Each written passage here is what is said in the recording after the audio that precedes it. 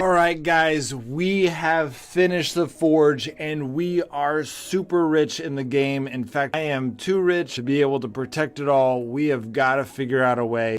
Basically we need to protect what we need to keep and we need to get rid of everything else. And so in this episode, we are going to focus on upgrading classes. And no matter how you are trying to upgrade classes, you need lots of iron. It doesn't matter if you're going to farm Odins to try to get classes or red zones, whatever it takes, you're going to need a lot of iron for whatever type of material you are getting. It usually requires the accompaniment of iron. So that's strong sword and shield, shovels, piercing daggers, whatever you are going for. If it is a craftable weapon that you are turning in, you need lots and lots of iron. So we're finishing up an iron run. We'll see how this goes. Okay, definitely looks like there is a person here, but we're gonna play very careful. I already did this twice, so the way I farm is I kind of farm around the edges of the red zone, and then okay, let's see if there's anyone in there. All right, I kind of farm around the edges of the red zone, and then I just kind of log off, and y'all can see that I've got 120 iron, so it's nothing amazing, but at the same time, it's a significant amount of iron. Not something I want to just throw away to the nearest red person ready to attack me, so I got to be careful.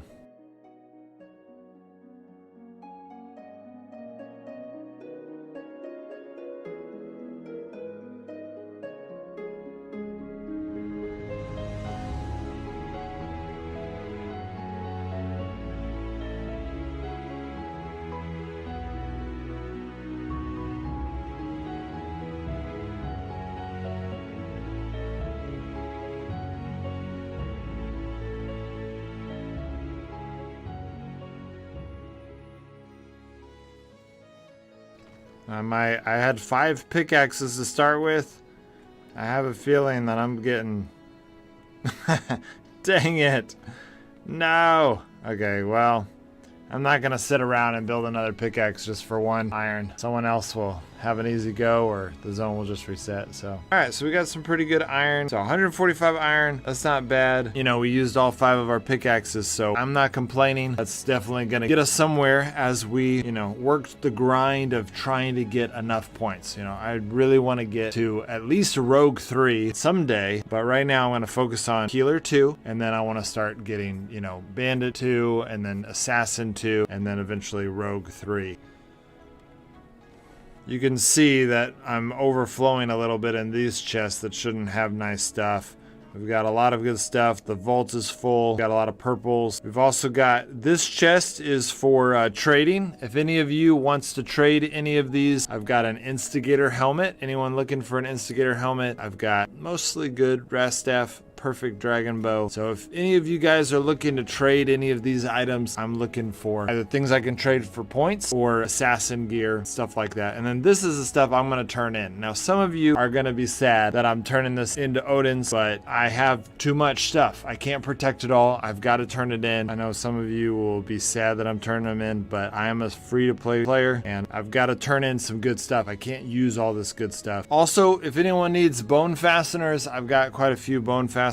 Alright, so I'm going to take all here, go ahead and put some here. And you know what? I just decided, I know this is going to even bother some of you more, but I'm going to go ahead and turn these into. Armor does not give a lot of points, but I also don't think I'm going to be able to trade it for a crazy amount of points. So we're going to go ahead and bring that as well, because we just want to get as many points as we can. Probably never going to use this. Just trying to get my base. I could get raided by 2 people like that one time by 2 pay-to-win players. And if you haven't seen that episode, I didn't even stand a chance against those guys. Now, I do have a better base and more gear now. I still can't take on 2 people. You know what? I might be able to annoy them so much that they can't raid my base like they were able to and take all my stuff, but I'm not going to be able to just destroy them. So I really need to be careful about what excess I have. I can't have too much excess in this game. Otherwise, I'm just going to lose it. So it's really important for me to be careful not to do that. So I'm going to go healer, because honestly,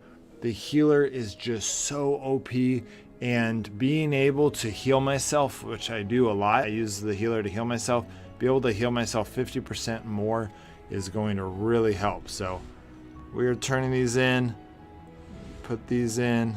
Okay, we're almost halfway there. Turning in all these. Boom. Okay, we're halfway there. Let's go ahead and make some shovels.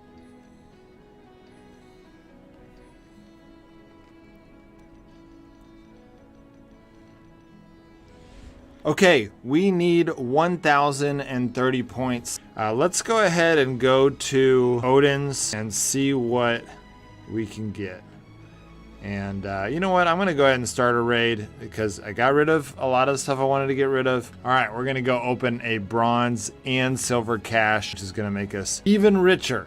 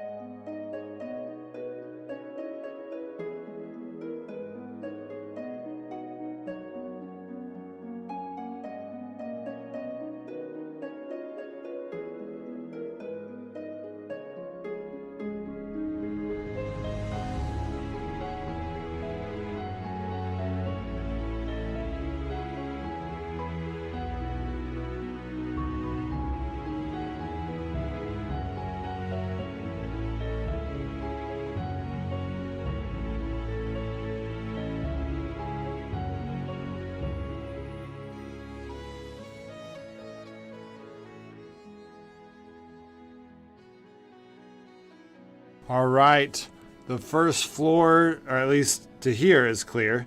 And so we are going to open the common treasury. We already have enough for another one. So I'm probably not gonna clear out the whole Odin's this time, because if you keep clearing out all of Odin's over and over again, you're just gonna stock up on so many wood pendants. Now, one thing that can be good is you can trade with lazy players that are like, I'll take some wood. Like, I would be up for trading for some wood pendants, but I would need to get more. Like, I would have to trade less than what is in here. You know, I give you, you know, maybe a couple blues and a few things for 30 wood pendants, because you can't cash. I know that a lot of people, there's more wood pendants than active players can cash. So I would want to trade, you know, I'd give you a blue item or maybe 2 blue items for 30 wood pendants. Silver pendants are a little bit more valuable. People are not as willing to give up on those. All right, got all that. Let's go to the silver cache. Oh, wow. Yes. Okay, great. So we now have a complete set of Pathfinder gear. This is going to help with clearing Odin's. You know, I won't have to use fire bombs, or when I don't have enough fire bombs, I'll just use a 5-shot crossbow. That's going to make clearing Odin's way easier. Take all. We're going to turn some of this stuff in. So I'm going to go ahead and grab this, and this. I'll come back to this other stuff later. All right, healer. All right, turning it in. I know this is painful to some of you. Okay, how much? 43. Yeah, it's not enough. Boom. Getting close. Boom. Boom. All right. We are 600 points away, a little under 600 points away. That's awesome. Then I'm gonna turn these in. No. I'm gonna turn these in, but I'm gonna keep this. I use enough Raider's pants. So we're getting close. We're not there yet, but we are definitely getting close. The next thing we're gonna do, I'm gonna show you guys how I do leather strip farming. Okay, so we are going to put on this and take this and this. All right, we're going to the forest green zone instead of the rock green zone because less people farm the forest green zone. There are some people that farm rock green zone for iron.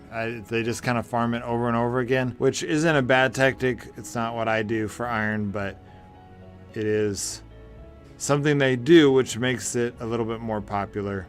So let's kill this guy, and then we'll kill this guy.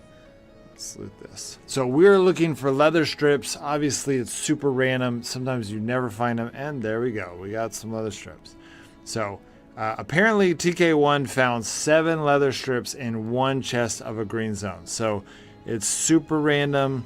But the point of this is not how many leather strips you get from each chest, but rather how many leather strips you get from just, you know, how many green zones you can farm, because you can just farm a bajillion of them because it's so broken right now that you can just, you know, over and over again. You just have to open 3 chests and then leave and come back and it's reset. So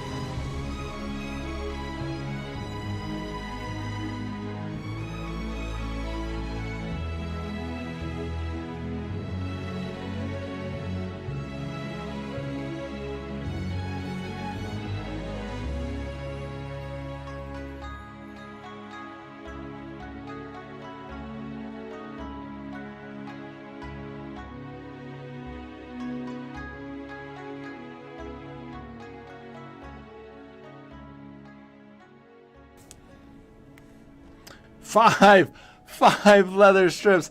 Look at this. Okay, so I have already gotten 9 leather strips and we've been at this for like 5 minutes, maybe 7 minutes. This is ridiculously broken. I hate it, but I love it. It is a weird feeling in me. I benefit from it, and so I'm happy about that, but I hate that the game is broken. The devs need to fix this, but they don't need to fix it by just making it harder. They need to fix it by giving us our green zones back, so we like our green zone. Whatever. I don't know. I'm torn. Okay, is this the same zone? I think this is the same zone. So that's... maybe not.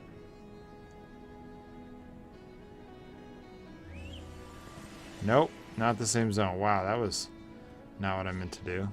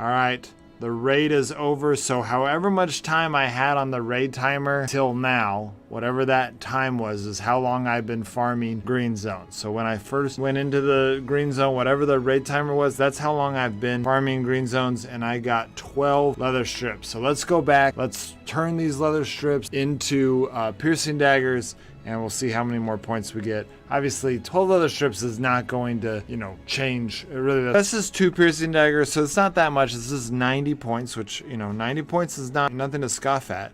it's definitely going to get us somewhere. Okay, so that was however long that took. I don't know. Y'all will know better than me, whatever that time was. I'm going to guess about 10, 12 minutes. It didn't feel like very long, and I got a ton of leather strips from it. And then y'all saw me farming iron, so that's pretty easy. So this is the way to grind for points in Odin's. This episode was just about, you know, basically getting rid of some of your wealth. If you are a solo free-to-play player, you have to always be keeping in mind that you just can't have a ton of wealth sitting around. Like this right here is already a little bit vulnerable, you know, like this isn't a whole lot, but it can definitely get taken, you know. They don't know what's in your base. So if someone's raiding, especially if it's two people, like when they kind of cleaned me out before I had those stone walls. So if they're coming in my case, they would have had to use 5 strong hatchets, which is really expensive. But at that point, they're not going to open my chest and be like, oh, that wasn't worth 5 strong hatchets, I'm going to leave. They're going to be like, well, I already spent the 5 strong hatchets, take all, and they're going to take it all. So you've got to really protect your stuff. As it is, I might still be having too much stuff. I like to have, you know, it's kind of nice to have some stuff on you, some different options. So I'm keeping what I want here. And then I'm keeping some stuff to trade. And then I also am going to start getting maple so that I can get some more of these big chests in this room. So those are the 2 main goals that I have right now, is getting these chests up and then starting to rank up in some of these classes. Starting with the healer 2, because that's going to make Odin's a lot easier as I start grinding it out over and over again. And then Odin's is going to give me tons of runes of power, tons of equipment. I mean, y'all saw a lot of those purples I got. You know, I got all of those purples from Odin's. So that's going to give me a lot of ranking up those points. And once I get to Assassin 2, I'll probably be good enough to where I can go and kind of, maybe I'll don my purple gear into a zone with my fire dagger, and hopefully I won't get trashed by someone who's better than me, but at least we'll have a lot of fun and we at least have a chance. Right now, as the Rogue 2, it would be dumb for me to go out with my purple gear, because there's a lot of people out there, a lot of classes that can counter the Rogue 2, but at least with the Assassin 2, I counter a lot of classes. And there are even some level 3 classes that an Assassin 2 has the advantage. So at least we'd have an advantage going out there with our purple gear, which sounds like a lot of fun. So that's kind of my 2 big goals: upgrade these chests and get to Assassin 2 so that I can start using my purple gear in PvP and see how that goes. All right, guys, see you next time.